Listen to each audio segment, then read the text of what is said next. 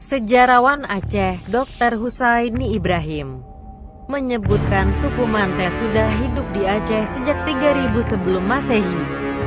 Menurut pengetahuannya, Mante merupakan suku bangsa tertua yang hidup di Aceh dan termasuk dalam Proto-Melayu atau Melayu kuno.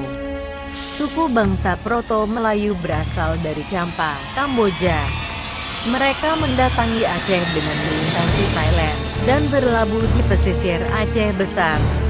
Kemudian, suku bangsa Melayu tua ini menuju kawasan Aceh Utara dan Aceh Timur.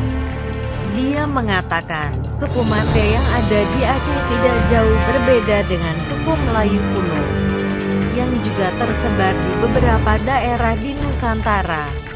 Pada awalnya mereka itu memang sama dengan suku-suku bangsa Melayu kuno lainnya. Jadi seperti suku Bajo, misalnya, yang ada di kawasan-kawasan Sulawesi, atau beberapa suku lain yang ada di Nusantara, kata Husaini Ibrahim.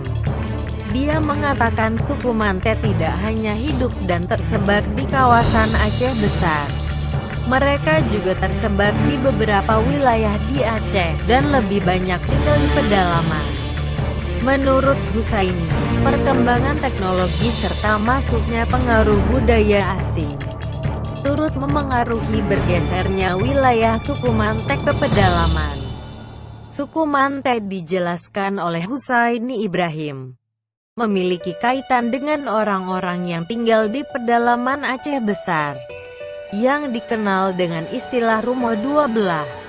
Mereka yang sudah ada dan hidup di kawasan tersebut sejak 3000 SM, perlahan mencari kawasan untuk berlindung ke pedalaman. Untuk membuktikan sosok yang terekam di kamera itu benar-benar suku Mante atau bukan, pemerintah Aceh akan melakukan penelitian. Koordinasi dengan pihak terkait juga akan dilakukan.